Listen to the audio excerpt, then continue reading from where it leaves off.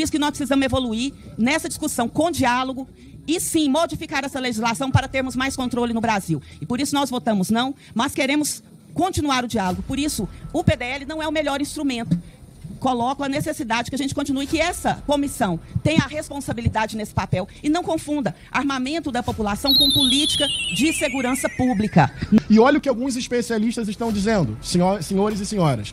Algumas facções, diante da política do Bolsonaro, começaram a mudar a tática para compra de armas. Ao invés de apostar exclusivamente no mercado internacional, como ficou mais fácil no mercado nacional, por exemplo, tem indícios e investigações mostrando que o PCC começou a apostar mais no roubo de armas no mercado legal interno. Então, olha que curioso. Mais armas, mais homicídio, mais armas, mais latrocínio, mais armas significa mais armas nas mãos de facções criminosas que se beneficiam desse descontrole e dessa flexibilização. E a última é a esquerda tentando tomar o controle da investigação.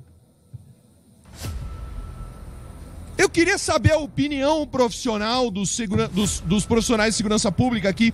Os senhores acham que o ladrão tem capacidade de conduzir o inquérito policial contra os seus amiguinhos? Não. Então, senhor presidente, nós vamos sim convocar o ministro do GSI para que ele preste esclarecimentos sobre o que aconteceu no 8 de janeiro. Primeiramente, parabenizar aqui a Comissão de Segurança pela aprovação do projeto. E eu gostaria de fazer um convite ao deputado do PSOL e a do PT para fazer esse discurso. Eu vou junto, vou chamar o BOP, claro, para a gente fazer esse discurso de desarmamento, que a arma mata, que é um absurdo, tem que ter controle de armas, no Complexo da Maré, onde o ministro da Justiça deles subiu lá tranquilamente. Vamos fazer esse discurso de desarmamento nas facções criminosas do Rio Grande do Norte. Vamos fazer esse discurso de desarmamento para o PCC, para o Comando Vermelho. Então, eu convido o deputado do PSOL, o pastor Henrique, e a deputada do PT, a delegada, que assim, eu nunca vi um policial de esquerda, é a primeira vez. O líder do governo, o pastor Henrique, falou, citou vários especialistas, mas ele só fala especialista, né? Mas não fala que especialista, nem de qual é a especialidade do cara e onde que ele se formou. Deve ser aqueles especialistas da Globo, aqueles que a gente não sabe nem de que caminhão caiu e vem dar palpite em segurança pública, sendo que nós temos aqui policiais com 30, 35, 20, 25 anos de serviço, né, que tem conhecimento de fato. Eu não sei porque o senhor está rindo quando estou falando. Eu estou rindo porque a senhora está contando uma piada. Entende? É uma piada. Vossa Excelência não é formada em Direito. Vossa Excelência falou sobre o PCC. O PCC que é uma organização criminosa exportada pelo Brasil. Por que o governo federal é contrário a classificar organização criminosa como organização terrorista? Isso, ministro, é para o senhor aprender o que é fake news, o que é falso e mentiroso. É esse tipo de moral de esgoto que Vossa Excelência traz aqui para a Câmara.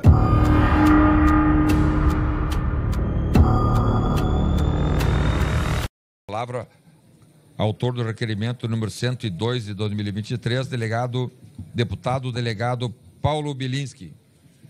Senhor presidente, existe um mito de que o brasileiro tem memória curta. Nós não temos. Semana passada estávamos aqui aguardando a presença do general do GSI quando ele apresenta um atestado médico dizendo que não poderia comparecer. Foi dada a entrevista, né, Edu? Exatamente. Ele apresentou um atestado médico dizendo que não poderia comparecer à comissão. Logo depois das imagens serem vazadas, ele pediu, então, o afastamento do cargo. O ministro que deixou o GSI foi flagrado em câmeras de vigilância. As câmeras de vigilância que comprovaram os atos criminosos do dia 8 de janeiro. Só que essas imagens, presidente, estavam sob sigilo decretado pelo presidente Lula, o presidente do diálogo. Então o diálogo serve para enrolar o povo brasileiro enquanto a sacanagem é feita nos bastidores. Nós não vamos tolerar que esse tipo de sacanagem seja feita novamente. Nós queremos explicações. O povo brasileiro quer explicações do GSI no motivo daquelas imagens. jornalistas acompanhando a invasão. Não, olha, fica nessa posição aqui que dá uma foto mais legal. Isso é um absurdo. O que foi feito no dia 8 de janeiro, a gente está tentando investigar esses fatos há tempos. E toda a tentativa que é feita de esclarecimento, a esquerda tenta melar. Primeiro eles oferecem 60 milhões em emendas, depois eles oferecem 60 milhões em emendas e cargos de segundo escalão, depois eles inventam uma viagem para sei lá para onde, depois ao invés do presidente do Senado iniciar a sessão, fazer a leitura da CPMI, ele vai adiar essa sessão. É uma sequência de sacanagens. E a última é a esquerda tentando tomar o controle da investigação. Eu queria saber a opinião profissional dos profissionais de segurança pública aqui. Os senhores acham que o ladrão tem capacidade de conduzir o inquérito policial contra os seus amiguinhos? Não. Então, senhor presidente, nós vamos sim convocar o ministro do GSI para que ele preste esclarecimentos sobre o que aconteceu no 8 de janeiro.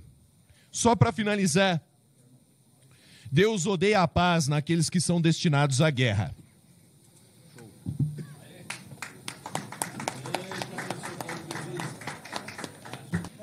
Primeiramente, parabenizar aqui a Comissão de Segurança pela aprovação do projeto. E eu gostaria de fazer um convite ao deputado do PSOL e a do PT para fazer esse discurso. Eu vou junto, vou chamar o BOP, claro, para a gente fazer esse discurso de desarmamento, que a arma mata, que é um absurdo, tem que ter controle de armas, no Complexo da Maré, onde o ministro da Justiça deles subiu lá tranquilamente. Vamos fazer esse discurso de desarmamento nas facções criminosas do Rio Grande do Norte. Vamos fazer esse discurso de desarmamento para o PCC, para o Comando Vermelho. Então, eu convido o deputado do PSOL, o pastor Henrique, e a deputada do PT, a delegada, que assim, eu nunca vi um policial de esquerda, é a primeira vez, e eu, sinceramente, é estarrecedor ver um policial defender essas ideologias nefastas da esquerda. Mas eu convido, vamos lá em Goiás, eu vou junto com vocês, vamos subir uma comunidade dominada por uma facção criminosa e vamos falar de desarmamento.